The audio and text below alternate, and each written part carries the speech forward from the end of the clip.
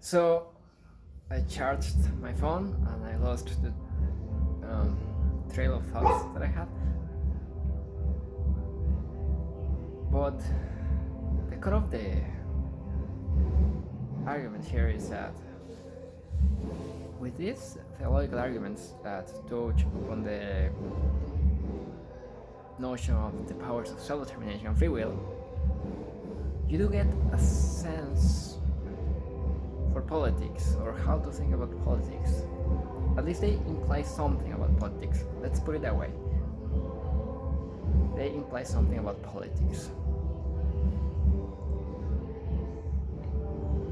Because spirituality, and in this case Catholicism, it does form part of a guide about how to live your life. It is not about politics. It is about how you live your own life. But it does tell you that you should condemn at the political level any violation of freedoms. You should condemn at the political level any violation of human dignity, because freedoms, individual rights, and human dignity go together. Respecting human dignity is to respect human rights, individual rights. That's what I meant. Respecting human dignity is to respect individual rights.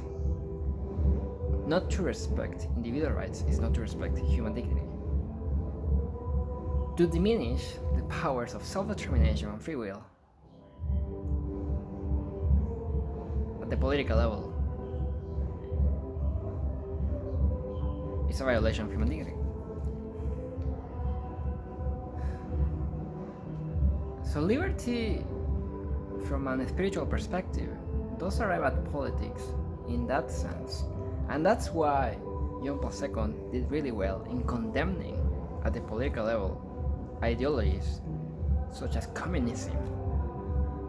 Because all sorts of thinkers in the 20th century tried to point out the fact that communism as an ideology violated human dignity. But the spiritual aspect also supported that, and that's why it was proper for John Paul II to condemn these violations, these ideologies that violated human dignity. Now, liberty, properly comprehended at the spiritual level, doesn't stop there, because it's not a political framework. If you continue with these spiritual arguments, eventually it becomes also a guide about how to live. At least it is, love and responsibility is something that constitutes a guide about how to live. But only in the sense that even if you understand that what is instinct about the human person is that the human person is capable of defining his own ends,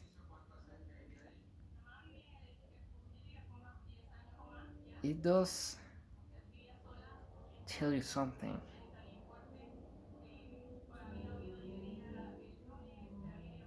about how you should use your liberty in the right way. I think that's the essence or the nuance of the argument. It tells you at the political level, respect liberty, but it tells you at this personal level how you should use your liberty in a way that is true and good. So we should separate politics from ethics that are about what is true and good in the personal and spiritual level. So John Paul II says something about that. I'm going to read it. Please be patient. This is the longest video so far, but I don't think it's worth touching upon this. So John Paul II said this. Essentially, he proposes that the fact that we are all capable of defining our own ends, and because our distinctness revolves around that fact, he proposes that a person should not be merely a means to an end for another person, because he believes this is excluded due to the very nature of the person, due to what every person simply is. He believes that the justification for this is the characteristics of the human person. For the person is a subject, he says, that is thinking and capable of self-determination, properties that we discover in the interiority of the person. Remember, we're talking about ethics that are about what is true and good at the personal and spiritual level. How you should use your liberty in a way that is true and good. You are free to use your liberty in any way you want, even more at the political level. But forget about that. Because you are free to use your liberty in any way you want. You should ask yourself, what is the true and good way to use it? The idea of John Paul II is that if I am treated by another person exclusively as a means to an end, then the person is violating what belongs to my very essence. I am a being with the capacity of thinking, and self-determination, and free will, and at the same time constitutes my natural right. I am not a mere tool and a means to an end, but an end in itself. And in the context of sexual ethics, please understand that you're free to use your liberty in any way you want, as long as you respect other people's powers of self-determination and free will, of course. That's at the political level, and that's the obvious self-evident basis of the idea of consent between adults, which is super important. That is evident truth at the political level. But liberty at the spiritual level, as a guide to how you should use it in a way that is true and good, goes beyond that. So for John Paul II, you should not use a person as a means to an end. So we must ask, why can't the end just be sheer mutual pleasure? Well, simply because that doesn't satisfy the moral imperative, which demands not using a person as a mere tool. To consent to be used as a means to an end does not solve the ethical problem. The nature of the person demands more. The nature of the person demands more. It is the philosophy of John Paul II that the nature of the person can only demand love, because love is the objective opposite of using, which we covered in a previous video.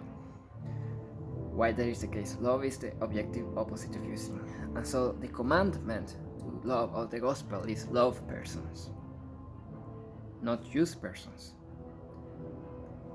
But that is at the spiritual level. It doesn't say the commandment to love of the gospel is not write in the law of people not to use persons but to love persons.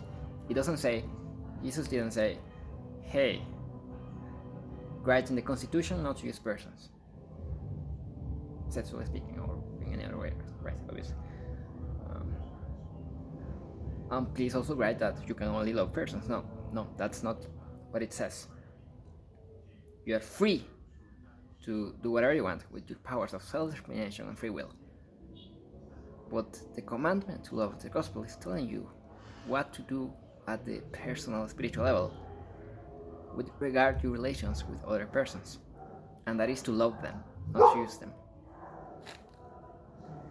It is a revelation of what is true and good, but is not enforcing you, because not even God may force you to pursue the true and good ends. These are revealed truths, revealed ends that you must make your own after understanding them. So, wow, this is 10 minutes already. Holy cow. I should finish really soon.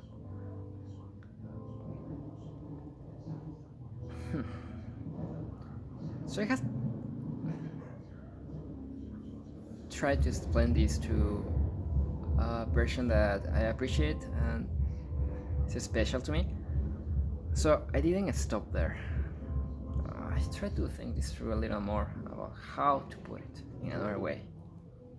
And I came up with this. One day hit me.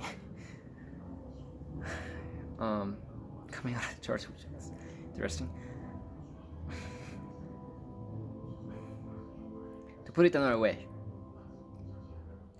you may tell me that you have the freedom to tell me to treat you like a thing. But it is my belief that the freedom of man, properly comprehended, demands that I cannot treat you like a thing. This cannot is really a should not. Properly speaking, it is I should not treat you like a thing. Because it is cannot at the spiritual level. I should not treat you like a thing. For that is what is true and good at the spiritual level. That's the right way to use your liberty. So it says the freedom of man, properly comprehended, like fully comprehended at the personal level, spiritual level, sagrado, how to live your life, demands that I cannot treat you like a thing. So yeah, that's the nuance. I think that's it. I think it's really interesting to see how liberty at the spiritual level eventually tells you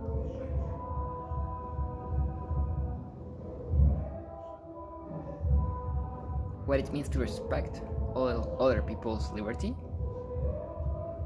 and powers of self-determination and free will. And that connects with politics in obvious ways. But a full comprehension of liberty at the spiritual level eventually also tells you how to use your liberty in a way that is true and good in its fullest sense. It becomes also a guide. Libertarianism is not a guide to life, it is a political framework.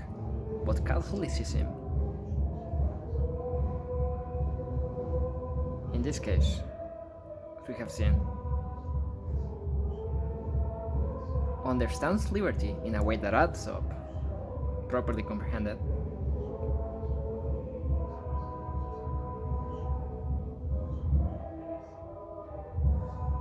with what I believe is true at the political level, but also becomes eventually also, and obviously, a guide on how to use your liberty the right way, the way that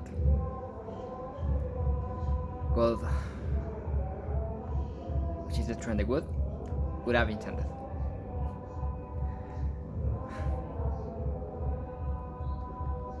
I think that's yeah.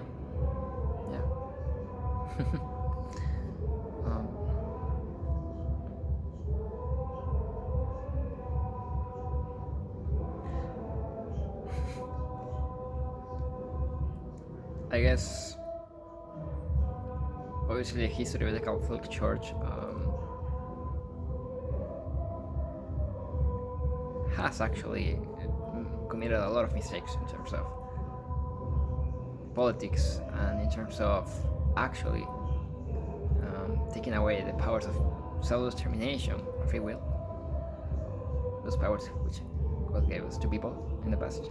John Paul II apologized for that over 100 times after entrusting a commission of theologians to study each and every mistake of the Catholic Church, and also offered a global mea culpa in which he asked for forgiveness, a global petition for forgiveness, in which there was also this resolution not to sin again with neither excuses nor justifications, and a promise not to resort to the logic of violence ever again. He committed the church to those things. He believed in being true to the past mistakes of the church, not apologetic in order to preach with legitimacy. And this is why, if either you or I ever see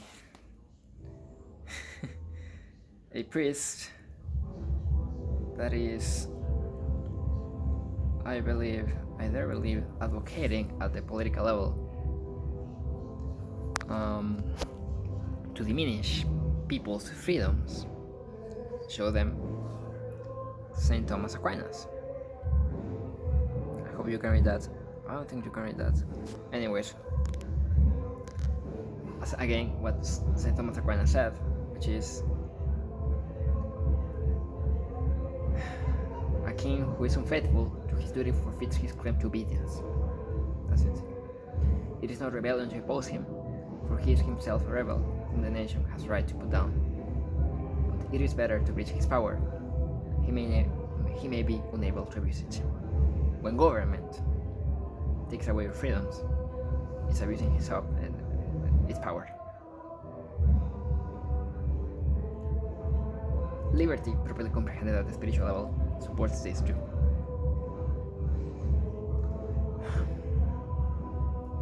Very important to understand.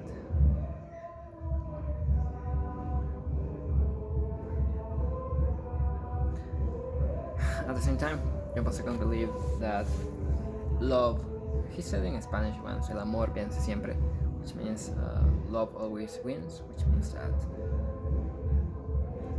the way to defeat what is wrong in the world is not through violence, but through love. Always.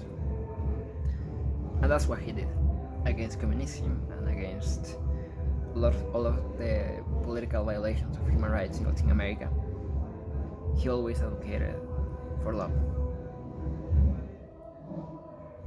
That is the way to correct what is wrong in the world, one way or another. Yeah. So, here's for liberty. Here's for respecting the liberty of others in politics.